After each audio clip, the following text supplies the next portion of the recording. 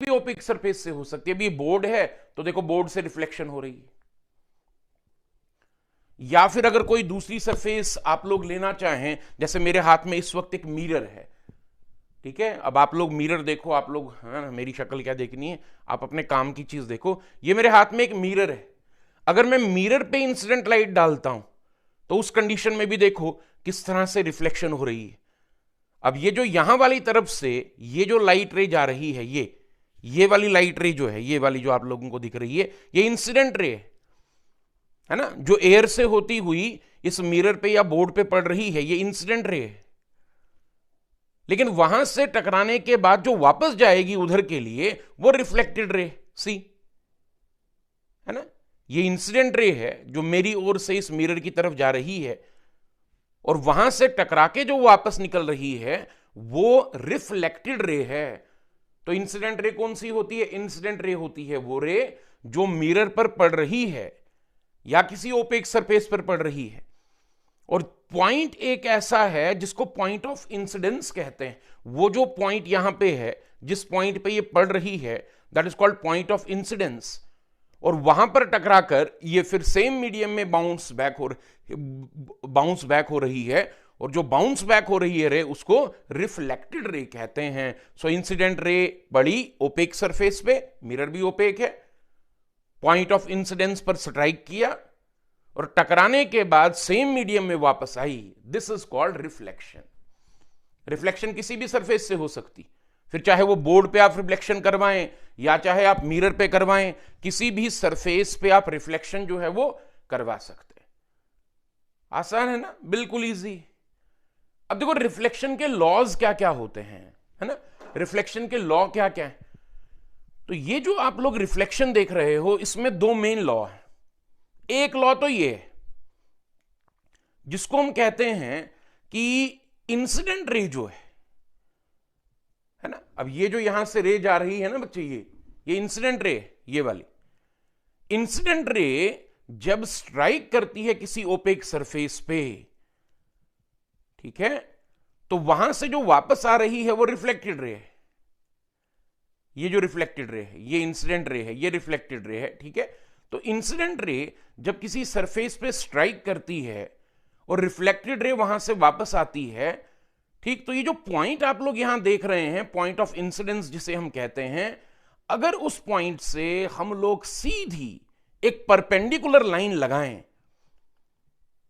देखो incident ray ऐसे जा रही है, रिफ्लेक्टेड रे आ रही है। अब मान लो ये जो पॉइंट आप लोग वहां देख रहे हैं, अगर उस पॉइंट से सीधा आपकी तरफ हम एक परपेंडिकुलर ड्रॉ करें तो वो कहलाएगा नॉर्मल, है ना।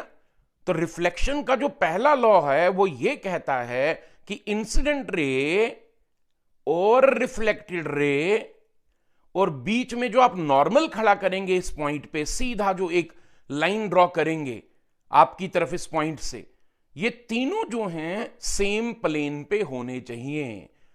सो incident ray, reflected ray and normal, जो इस वक्त अभी ड्रॉ नहीं किया गया है ना, incident ray, reflected ray and normal, ये तीनों सेम प्लेन पर होते हैं।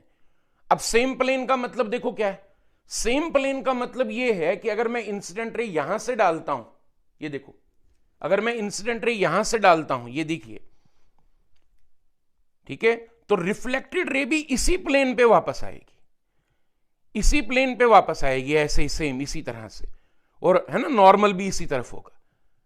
अब अगर मैं इंसिडेंट रे नीचे से डालूं इस तरह से, तो देखो रिफ्लेक्टेड रे जो है वो भी, उसका भी प्लेन चेंज हो जाएगा, ठीक। और अगर मैं इंसिडेंट रे ऊपर से डालूं तो देखो रिफ्लेक्टेड रे नीचे की तरफ जाएगी। बननी ट्रायंगल ही है, लेकिन ट्रायंगल का प्लेन सेम रहना चाहिए। ऐसा नहीं हो सकता कि आप इंसिडेंट रे जो है वो ये डालें और रिफ्लेक्टेड रे ऊपर छत की तरफ चली जाए या नीचे की तरफ चली जाए ना। अगर मैं इस कमरे की, है ना, इस दीवार से इधर वाली दीवार से, जो उधर वाली तरफ दीवार है, ये उधर वाली तरफ जो दीवार है, अगर मैं उस दीवार से इंसिडेंट रे डालता हूं तो रिफ्लेक्टेड रे इस दीवार की तरफ आएगी। आई बात समझ में? और नॉर्मल सीधा आपकी तरफ, यानी इंसिडेंट रे, रिफ्लेक्टेड रे और नॉर्मल का प्लेन जो है वो सेम रहेगा, ठीक। और अगर मैं इंसिडेंट रे नीचे की तरफ से डालता हूं तो रिफ्लेक्टेड रे छत की तरफ चली जाएगी। अगर मैं फर्श की तरफ से इंसिडेंट रे डालता हूं तो रिफ्लेक्टेड रे छत की तरफ चली जाएगी, नॉर्मल तो फिर वैसे ही रहेगा। दैट मींस यहां भी इंसिडेंट रे, रिफ्लेक्टेड रे और नॉर्मल का जो प्लेन है वो सेम रहने वाला है। कहीं से भी आप कर लो, अगर आप इंसिडेंट रे की डायरेक्शन चेंज करते हो तो रिफ्लेक्टेड रे की डायरेक्शन भी उसी अकॉर्डिंगली चेंज हो जाती है। It is because incident ray, reflected ray and normal तीनों सेम प्लेन पर होने चाहिए। ये आपके रिफ्लेक्शन का पहला लॉ। और दूसरा लॉ क्या है कि देखो ये जो ट्राइंगल बनती है, इंसिडेंट रे है ये, ठीक, रिफ्लेक्टेड रे आ रही है ये ऐसे, ये जो ट्राइंगल बन रही है ऐसे देखना, ये जो ट्राइंगल बन रही है इस ट्राइंगल में ये इंसिडेंट रे, और वो देखो इंसिडेंट रे थोड़ी डार्क दिखाई दे रही है, रिफ्लेक्टेड रे जो है वो थोड़ी कम डार्क दिखाई दे रही है। ये जो ट्राइंगल बन रही है इंसिडेंट रे और रिफ्लेक्टेड रे, और बीच में अगर मैं नॉर्मल ड्रॉ करूंगा उस पॉइंट से सीधा आपकी तरफ एक लाइन, तो जो एंगल बनाएगा इंसिडेंट रे और कौन, रिफ्लेक्टेड रे, ये इंसिडेंट रे, रिफ्लेक्टेड रे, अगर जो नॉर्मल में बीच में ड्रॉ करूंगा उसके बाद क्या होगा, उसके बाद ये जो मेरी इंसिडेंट रे और बीच में जो सीधा नॉर्मल होगा उनके बीच में जो एंगल होगा that will be termed as angle of incidence. और फिर ये जो रिफ्लेक्टेड रे है उसके और नॉर्मल के बीच में जो एंगल होगा that will be termed as angle of reflection. और दूसरा लॉ ये कहता है कि एंगल ऑफ इंसिडेंस जो होगा इंसिडेंट रे और नॉर्मल के बीच में वो बराबर होगा एंगल ऑफ रिफ्लेक्शन के, यानी रिफ्लेक्टेड रे और इंसिडेंट रे के बीच में जो एंगल बनेगा।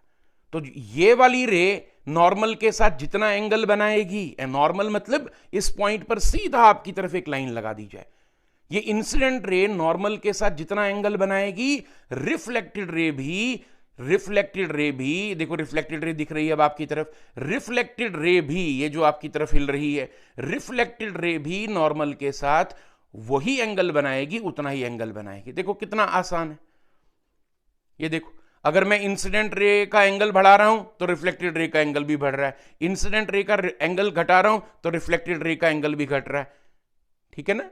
ये देखें, अब देखो प्लेन कैसे चेंज हो रहा है, मैंने, है ना, इंसिडेंट रे का प्लेन चेंज किया और रिफ्लेक्टेड रे का भी प्लेन चेंज हो गया। ये मैंने इसका प्लेन चेंज किया और रिफ्लेक्टेड रे का भी प्लेन चेंज हो गया। ये मैंने